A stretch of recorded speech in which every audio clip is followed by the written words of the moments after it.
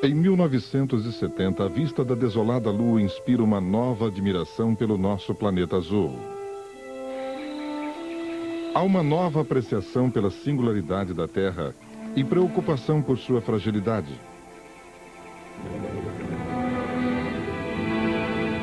Muita gente agora percebe que explorar indiscriminadamente os seus recursos será o suicídio global. Pelos rios poluídos e as florestas devastadas, fala a voz dos ambientalistas que gritam: vamos salvar a Terra antes que seja tarde demais. Mais 10 ou 15 votos. Isso é uma análise... Chico Mendes surge como defensor da devastada floresta amazônica. E Jacques Cousteau torna-se o maior ativista pela proteção dos oceanos ameaçados. Eles e outros reconhecem que um século de industrialização agora ameaça o nosso futuro. Em 1943, mergulhei pela primeira vez com meus amigos no litoral sul da França. O mar estava vivo com peixes e outros animais. Hoje, o mesmo local parece uma cidade abandonada, devastada pelos abusos humanos. Alguém precisa proteger este mundo frágil e precioso dos excessos da pesca, da poluição e outros males. Nós que amamos o mar temos que nos reunir para defendê-lo. No dia 22 de abril de 1970, o mundo comemora o primeiro dia da Terra. Há um novo compromisso global. A mensagem de ambientalistas como Cousteau ecoam junto à nova geração. Os jovens percebem que o futuro da mãe natureza e da humanidade é uma coisa só.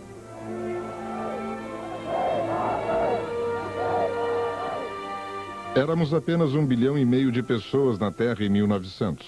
No início do ano 2000, somos mais de 6 bilhões. Junto com os rápidos avanços da tecnologia, o aumento da população ameaça o futuro do nosso planeta. É nos anos 70 que os movimentos políticos se tornam existentes e se associam aos grupos populares para pôr fim à marcha rumo a uma maior devastação do nosso ambiente. Junto com os movimentos femininos, eles dão a essa década um alento positivo. Os anos 70 também são a década do terrorismo, na Olimpíada de Munique e em Entebbe. É nessa década que Khomeini retorna e são feitos reféns americanos no Irã. É a década de Watergate. Também marca o fim da guerra no Vietnã e o início de Detente, o que nos dá bons motivos para celebrar.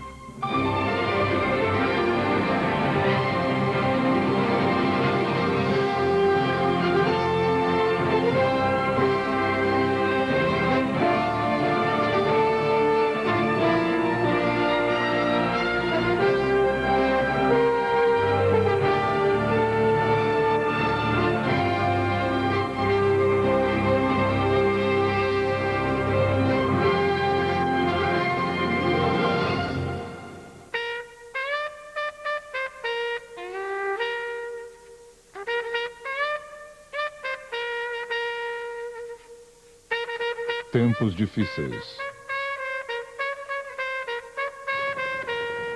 A nova década começa com a carnificina de uma guerra que não acaba. A televisão lembra aos americanos que estão longe da promessa de Richard Nixon de uma paz honrada. Trabalhando com Henry Kissinger, Nixon espera deixar a guerra só para os vietnamitas. Pretende trazer de volta 500 mil de soldados americanos. Mas o presidente acrescenta que uma transição efetiva levará tempo. Assim, a guerra do Vietnã continua. E continua a aumentar o sofrimento humano. Então, em 30 de abril de 1970, o presidente Nixon ordena que as tropas entrem no vizinho Camboja. Para encurtar a guerra, ele decide expandi-la.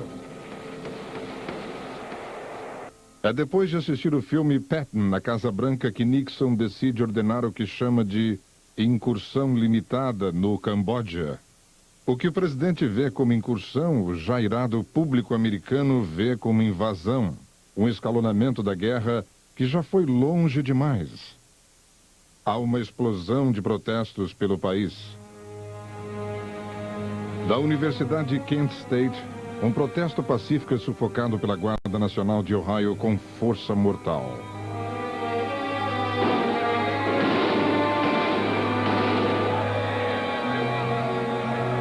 Nove estudantes saem feridos, 4 são mortos.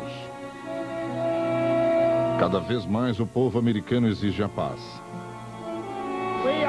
Estamos aqui para exigir no nome deles o fim da guerra do Vietnã.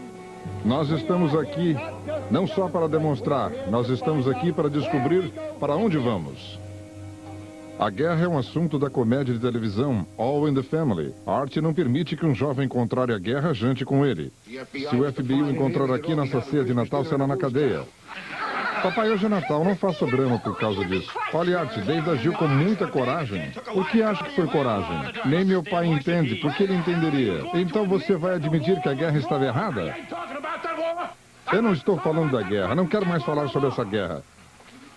Eu falo de outra coisa. E o que ele fez foi errado. Recusando-se a ir. Acha que as pessoas mais velhas tinham o direito de recusar-se a ir à guerra? Não seria possível ter guerra desse jeito. Art, se eu pudesse dar minha opinião, claro que você pode dar sua opinião. Afinal, você é pai. Sua opinião é mais importante do que a de qualquer pessoa aqui. Eu quero ouvir sua opinião. Quero que os jovens ouçam sua opinião. Então vamos lá, Pink, diga o que acha. Entendo o seu pensamento, Art. Meu filho também odiava a guerra. Mas ele fez o que achava que devia. E David fez o que achava que devia. Mas David está vivo para comemorar o Natal conosco. Se Steve estivesse aqui, sentaria ao lado dele. E é isso que eu vou fazer.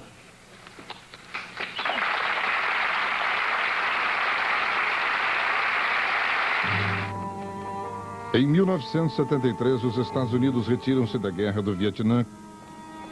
Como a guerra da Coreia, esta termina sem vitória. Os soldados que voltam para casa perguntam por que 57 mil companheiros morreram ali. O Vietnã do Sul agora enfrenta o Norte sozinho. Sem os americanos, não há como conter os comunistas. Em 1974, cidade após cidade é tomada numa grande ofensiva comunista. Em 1975, as forças comunistas avançam sobre Saigon. Na capital, os diplomatas americanos e suas famílias mergulham no caos de uma cidade em pânico.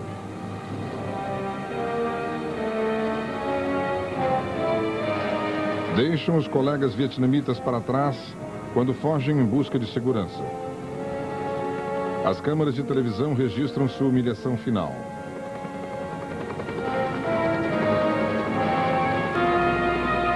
Em 30 de abril de 1975, Saigon é ocupada. Por fim, o Vietnã está unificado. Mas só depois da morte de 3 milhões de pessoas. Os comunistas vitoriosos mudam o nome de Saigon para Ho Chi Minh City, em honra de seu líder revolucionário. A vitória promove a imagem do comunismo no mundo, como o triunfo de Mao Tse-tung em colocar a China nas Nações Unidas. Nixon está intrigado pela posição antissoviética da China. Em 1972, ele visita Mao. Chama a viagem de Jornada pela Paz. Não queremos muralhas entre os povos, nem muralhas físicas como esta, nem outros tipos de muralhas. A ideologia e a filosofia não devem dividir os povos do mundo. Após a sua viagem a Beijing, Nixon torna-se o primeiro presidente americano a visitar Moscou. Ali defende sua visão sobre a detente. Com o líder soviético Leonid Brezhnev, negocia o Tratado de Limitação de Armas Estratégicas, visando desacelerar a corrida armamentista. A democracia e o comunismo comemoram uma nova era de melhores relações. Em 1975, o espírito da detente chega ao espaço. Contact. Capture. Glad to see you. Acoplados em órbita, os cosmonautas da Soyuz e os astronautas da Apollo realizam missão conjunta. Embora apenas simbólica, a missão causa impacto positivo.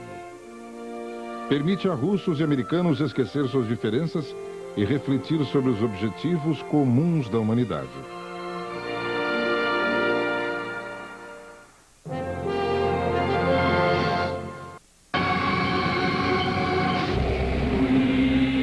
Do século.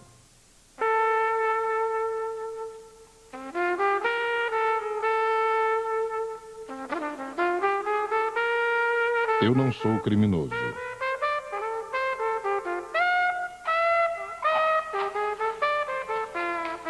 17 de junho de 1972. O prédio comercial Watergate, em Washington, D.C., 5 pessoas invadem a sede do Partido Democrático. Ao fazerem isso, cometem um erro crítico.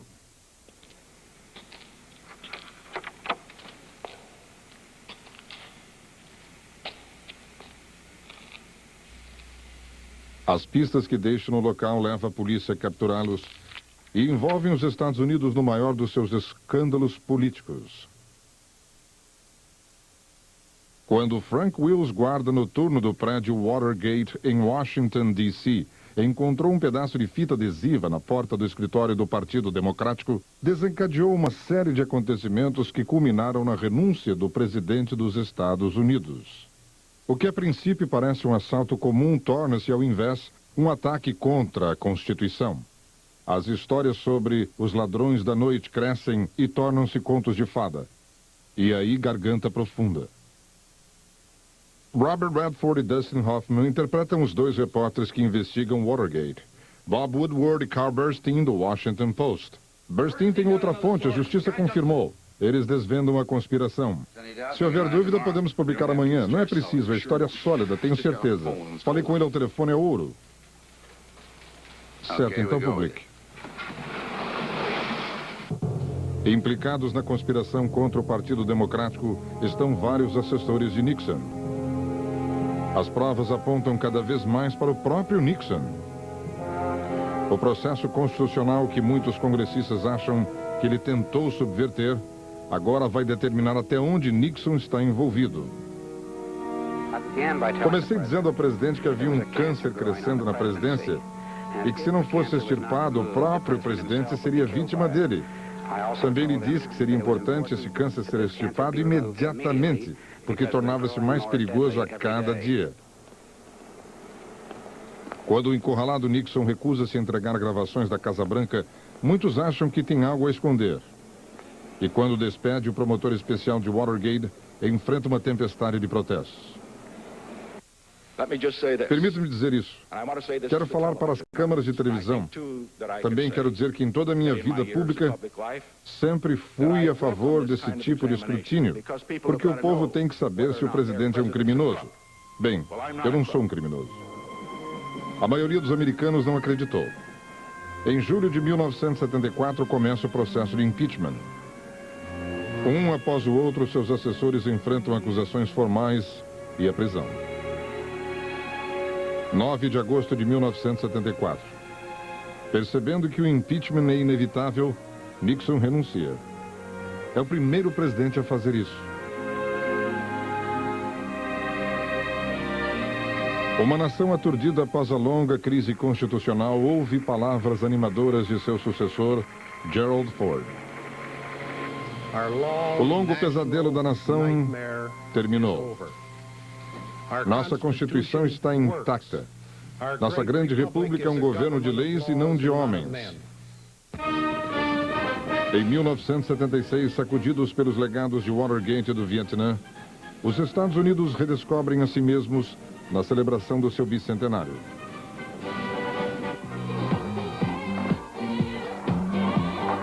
O alívio e a renovação levam a um novo tipo de prazer. No Estúdio 54 em Nova York e em outras boates do mundo inteiro, branco e negros, gays ou não, jovens e idosos, todos dançam o ritmo de discoteca. O jovem e ator dançarino John Travolta, de 23 anos, influencia o mundo inteiro com os contagiosos embalos de sábado à noite.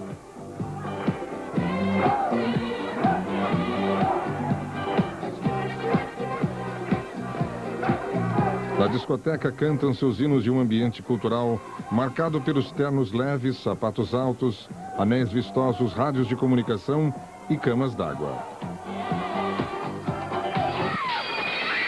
O público quer mais nos anos 70 e o cinema o satisfaz.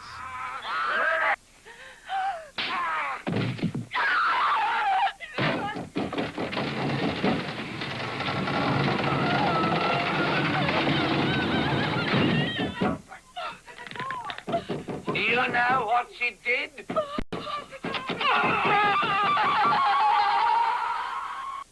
Steven Spielberg alimenta o gosto do público por emoções em 1975, quando leva Tubarão às telas dos cinemas. Por causa do filme, milhares de pessoas afastam-se das águas. George Lucas leva o público ao cinema, usando uma força diferente. Ele leva as plateias a um tempo que ficou no passado, numa galáxia muito distante. O filme de ficção Guerra nas Estrelas é um fenômeno cultural. Que a força esteja com você, torna-se uma frase de apelo internacional. Outro fenômeno cultural é o Poderoso Chefão. O romance de Mario Puzo sobre uma família de mafiosos é levado à tela por Francis Ford Coppola. Outro marco cultural dos anos 70 é Rocky, o Lutador, criado e interpretado por Sylvester Stallone. As opiniões se dividem sobre a política de John Wayne em Boinas Verdes, mas todos aplaudem quando ele ganha o Oscar por bravura indômita. Como um policial de São Francisco conhecido como Dirty Harry, Clint Eastwood personifica um tipo de independência dos anos 70, quando acrescenta novas frases ao dia a dia americano. Go ahead. Make my day. É uma década de cinismo e otimismo. Um filme expressa um super otimismo. Excuse me. That's a bad outfit. Okay, Fresler, move these people out.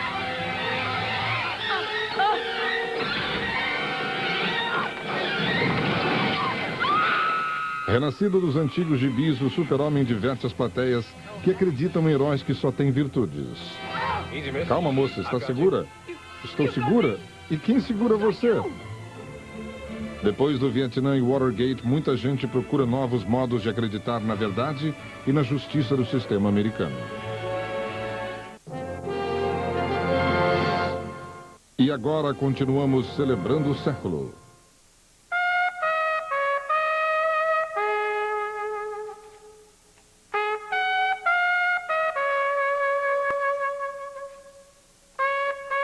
Dias de terror.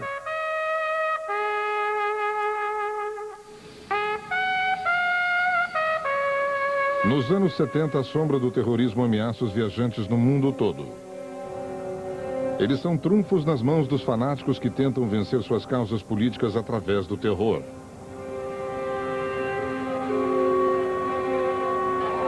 Ninguém parece estar livre desse jogo fatal.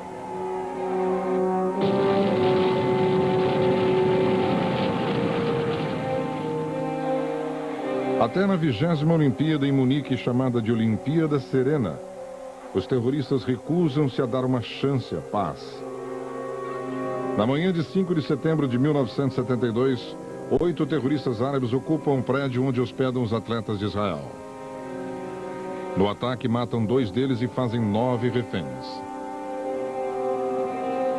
Quando a fortemente armada polícia de Munique cerca a área, os terroristas exigem a libertação de 200 árabes presos em Israel. Se os israelenses não atenderem, os terroristas matarão os reféns. Os jogos são interrompidos enquanto o mundo espera por uma forma humana de resolver a crise. A polícia finalmente concorda em trazer um helicóptero para transportar os terroristas e seus reféns ao aeroporto de Munique. São informados de que um jato os levará ao Oriente Médio. Mas a polícia não pretende permitir que eles fujam com os reféns. O tiro sai pela culatra. 5 terroristas morrem, mas primeiro matam os 9 reféns. O brutal assassinato dos atletas olímpicos choca o mundo. Depois de muita discussão, os jogos prosseguem, mas não é mais a Olimpíada serena. Nem mesmo as 7 espetaculares medalhas de ouro de Mark Spitz em natação ou o heroísmo de Olga Korbut em ginástica devolvem o espírito de alegria aos Jogos. 4 anos depois, o terror continua.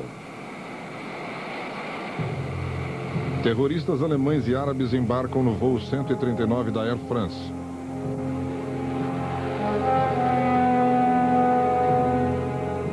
Sequestram o avião e o levam ao aeroporto de Entebbe, em Uganda. Mantém mais de 100 israelenses como reféns, com o apoio do ditador africano Idi Amin.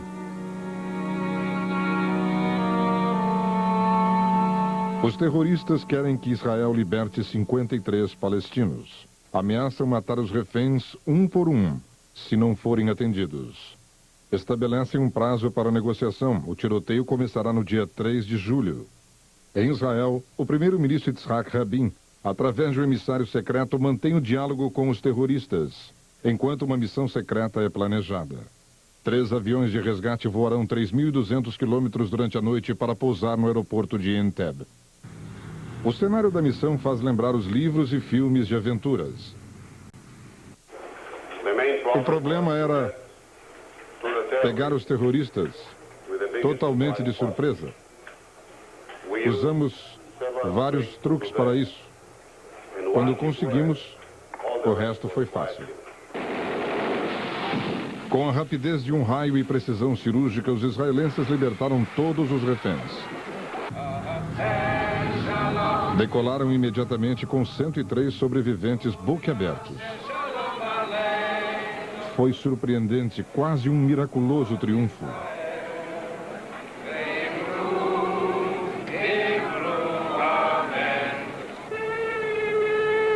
Mas o episódio lembra que ainda não há paz no Oriente Médio.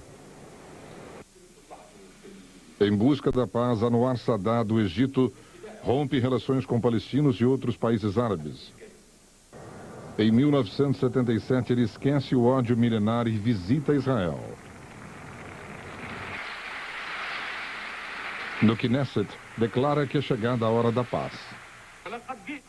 Venho à vossa presença com meus próprios pés para construirmos uma vida nova, para que possamos estabelecer a paz. O corajoso ato de Sadat leva às históricas negociações com o primeiro-ministro de Israel, Menachem Begin. Mais tarde, os dois se reúnem com o presidente Carter nos Estados Unidos. Os dois chegam a um acordo. O Egito reconhecerá Israel e os israelenses retirar-se-ão do Sinai. Não é possível medir a coragem desses dois homens, nem a visão que possuem. Só por meio dos ideais e do compromisso de palavra é possível progredir numa situação difícil como essa. O acordo de Camp David depende desse relacionamento. É uma honra estar entre vós, do Israel e do Egito. O acordo de Camp David prova que as negociações é possível entre duas potências hostis. É o dia mais feliz da minha vida. Muitos egípcios são contrários à aproximação de Sadat com Israel. Ele é chamado de traidor. 3 anos depois de Camp David, ao assistir um desfile militar no Cairo, Sadat é atacado pelos oponentes que há muito esperavam tirá-lo da presidência.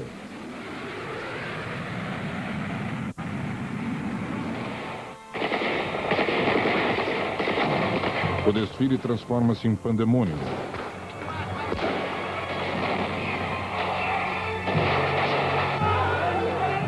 Pelo menos 40 pessoas ficam feridas e 10 perdem a vida no sangrento ataque. Entre os mortos está Anwar Sadat.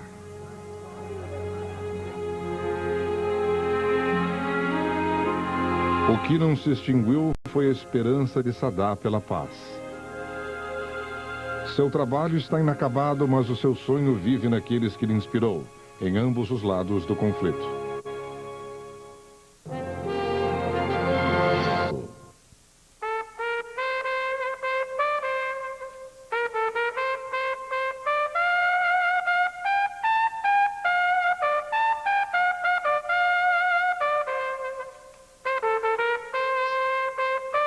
Saído das trevas. Em 1976, duas mulheres, uma protestante e outra católica, organizam um movimento para pôr fim ao derramamento de sangue que mancha a Irlanda do Norte e devasta suas vidas. Por sua obra, Betty Williams e Mayred Corrigan ganham o Prêmio Nobel da Paz.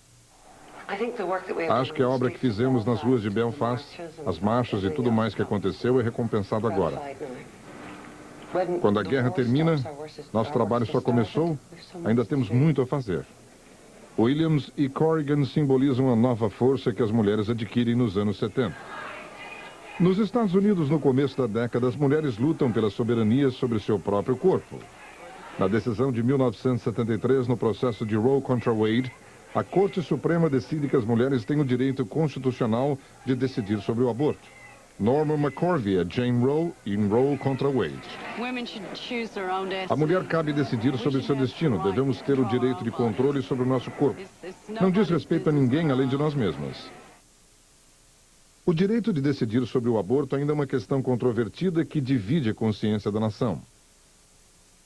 A luta pelos direitos da mulher estendeu-se a todos os cantos da vida americana.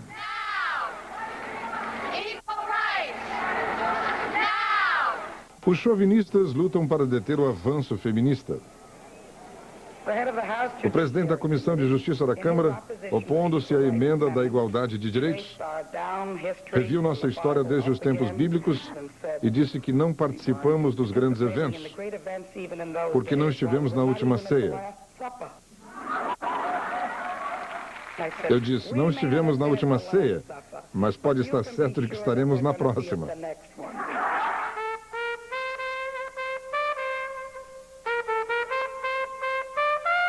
Billie Jean King luta pelos direitos da mulher, não nos tribunais, mas nas quadras de tênis. Em 1973, ela aceita o desafio de Bobby Riggs, um dos maiores chauvinistas norte-americanos. Você acha que eu menosprezo as mulheres? É isso que acha que eu faço o tempo todo? Isso mesmo, acho que pensa que não temos cérebro. Eu sabia que jogando com Bob ajudaria muito no futuro da mulher, no âmbito desportivo. Lhes daria mais autoestima. Portanto, não foi uma brincadeira para mim, foi algo de importância histórica. Riggs, antigo campeão de Wimbledon e do torneio aberto americano, é o favorito. Mas ele fracassa e Billie Jean domina a partida.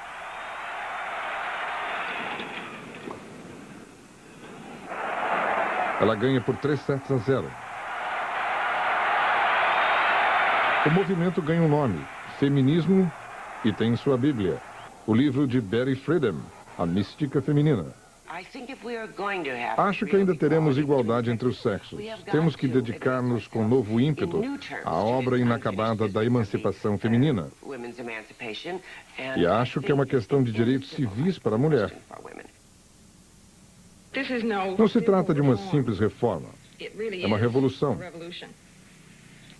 O sexo e a raça, por serem diferenças visíveis, têm sido os meios de organizar os seres humanos em grupos superior e inferior. Estamos tentando criar, em larga escala, uma sociedade na qual todos seremos iguais.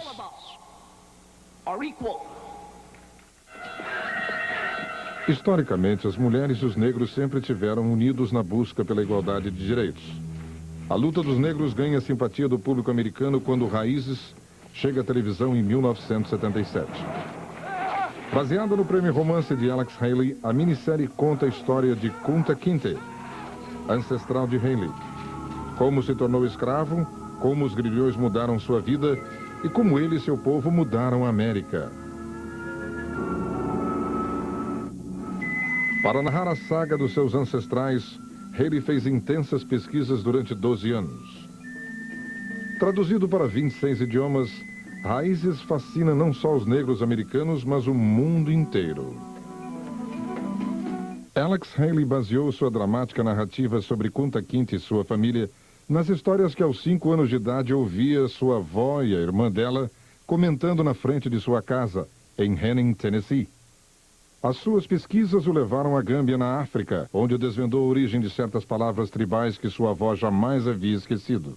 Ali, um velho contador de histórias chamado Agrio confirmou que as raízes da família de Alex e as de Kunta Kinte permaneciam plantadas na aldeia de Jufuré. A odisseia de Haley e a saga de sua família, começando com suas raízes africanas, inspiram milhões de pessoas. A corajosa resistência de Kunta Kinte contra a brutalidade da escravidão tocam a alma da nação. Quero ouvi-lo dizer seu nome. Chama-se Toby. Como se chama? Kunta Kinte.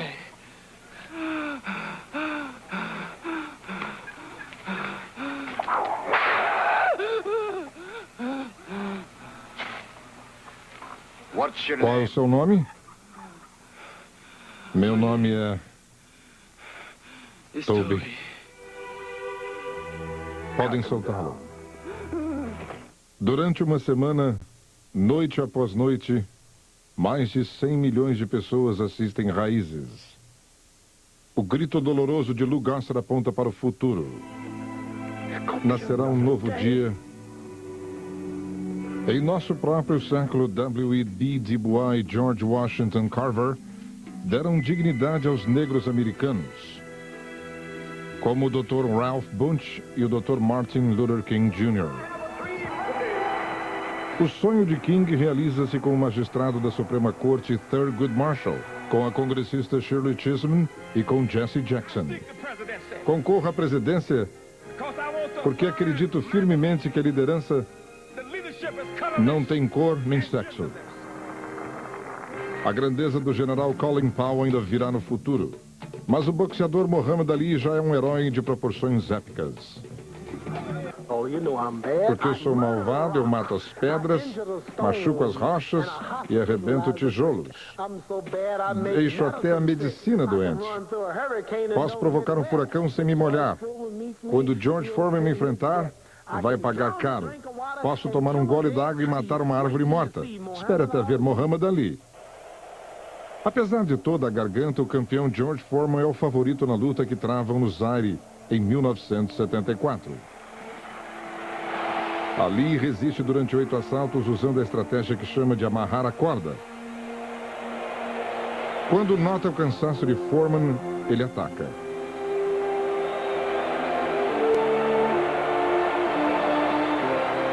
Ali recupera o título que lhe tinha sido tomado quando negou-se a servir no Vietnã por motivo religioso.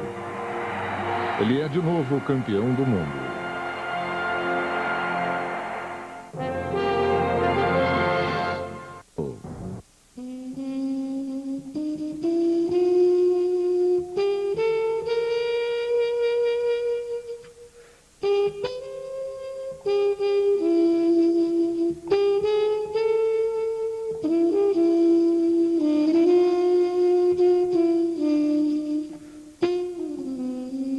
O longo caminho para...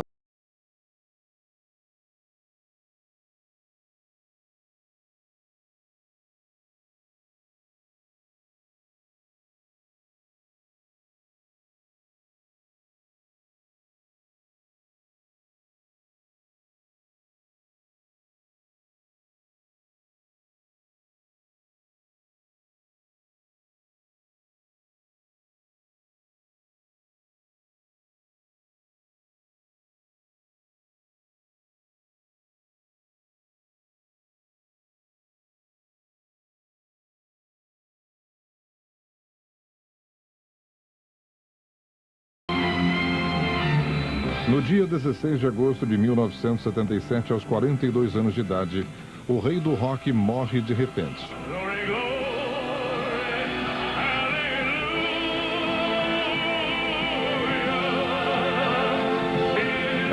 Presley, cuja música transformou o mundo, torna-se uma lenda e um mito.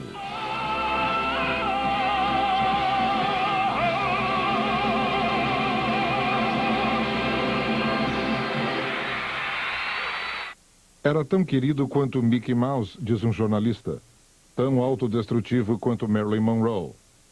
Outros astros como Elvis são igualmente autodestrutivos nos anos 70. Jim Morrison, Janis Joplin, Jimi Hendrix desaparecem depois de uma vida de abusos e graves riscos. Mas sua música permanece viva, junto com a de outros artistas como Bruce Springsteen, com Born to Run, e Led Zeppelin com Stairway to Heaven. Go within yourself, meditate on each breath. Os anos 70 testemunham o crescimento dos movimentos espirituais por todo o país. Uma pesquisa Gallup revela que 19 milhões de americanos tomam parte em reuniões alternativas, desde o misticismo oriental a cultos extremados. Em São Francisco, milhares de pessoas seguem o carismático Jim Jones. É maravilhoso ver que aqui não existem divisões. Não existem diferenças de posições econômicas no nosso grupo. É uma cálida irmandade e aceitação entre todos. Na Guiana, Jones isolou sua congregação de todas as influências, exceto a sua. Em 1978, com delírios sobre sua divindade, levou os seguidores ao suicídio em massa. Aí eles chegaram ao auditório. Então nós ouvimos falarem sobre a beleza da morte junto ao líder. Mas o som ia ficando fraco e nós fomos nos afastando dele. Aí ouvi Jim Jones dizer: mãe, mãe, mãe, mãe. Depois do silêncio, então os tiros de uma arma automática. A visão pervertida de Jones deixa 909 mortos. O fundamentalismo religioso tem papel importante na política internacional nesse mesmo ano, quando o longo regime do Shah do Irã é desafiado pelos zelotes muçulmanos. Em 1979, uma revolta dos fundamentalistas muçulmanos obriga o Shah a fugir. O Ayatollah Khomeini volta do exílio em Paris para tornar-se o novo líder da nação islâmica. Quando o Shah tem permissão para ir aos Estados Unidos para tratamento médico, os iranianos se ofendem. No dia 4 de novembro, em Teherã, centenas de iranianos revoltados invadem a embaixada dos Estados Unidos. Prendem os americanos lá dentro, ameaçando matá-los, a menos que os Estados Unidos mandem o Shah de volta ao Irã para ser julgado. Khomeini lhes dá apoio. Em Washington, o presidente Jimmy Carter diz: os Estados Unidos jamais cederão à chantagem internacional. Ele tem o cuidado de evitar uma reação militar. Prefere impor sanções contra o Irã. Sem se intimidar, Khomeini e os iranianos aproveitam-se de sua posição. O tempo os favorece. Preparam-se para um longo sítio.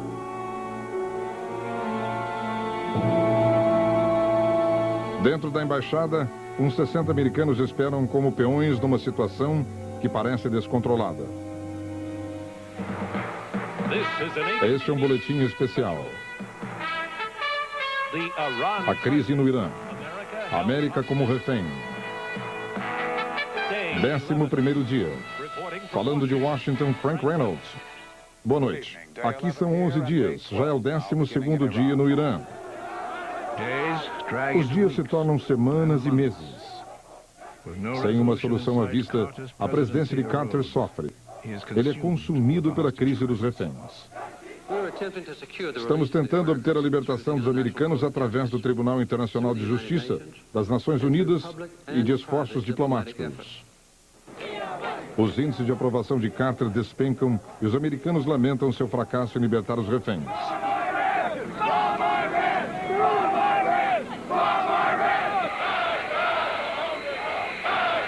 Quando o Shah morre de câncer no Egito, os gritos continuam os mesmos. Morte aos americanos.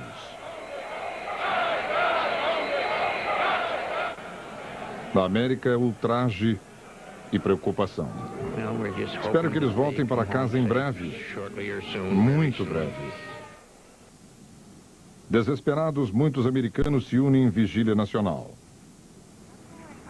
Seu hino é uma canção de 6 anos de idade sobre um prisioneiro, um tronco de carvalho e uma fita amarela que se torna o símbolo de sua solidariedade. Em abril de 1980, Carter aprova a Operação Garra de Águia, um plano arriscado para resgatar os reféns. Mas a missão aborta quando as tempestades de areia impedem sua execução e 2 aviões caem no deserto iraniano.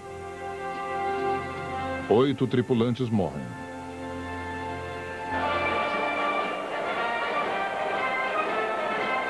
A crise e a esperança de que o novo líder possa acabar com a situação condenam a presidência de Carter. Ronald Reagan é levado à Casa Branca em 1980. A diplomacia continua, mas os iranianos recusam-se a libertar os reféns. Esperam até a posse do novo presidente. Exercerei fielmente a presidência dos Estados Unidos. No começo da era Reagan, termina a tribulação dos reféns. Após 444 dias no cativeiro, todos os 52 americanos que sobreviveram são soltos.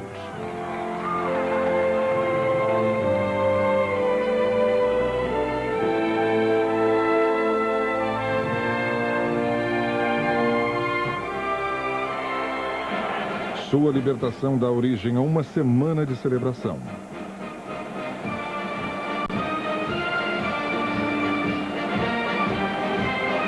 É um modo barulhento de receber a nova década e talvez um novo começo.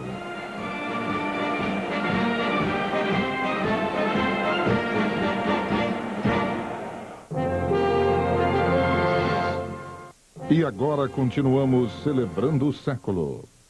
Com Ronald Reagan na Casa Branca e os reféns de volta à casa, muita gente sente que volta a amanhecer na América de novo. O ator que se tornou presidente com sua agenda conservadora, diz um jornalista, é ao mesmo tempo um doutor milagroso e um revolucionário da direita. Em casa, Ronald Reagan declara o liberalismo morto. Lá fora, continua sua política de contenção contra o que ele chama de Império do Mal da União Soviética. Mas nos primeiros dias da presidência de Reagan, os acontecimentos em 2 países distantes de Washington já começam a formar o futuro dele e do resto do mundo. No Afeganistão, os invasores russos tentam sufocar uma rebelião dos rebeldes muçulmanos.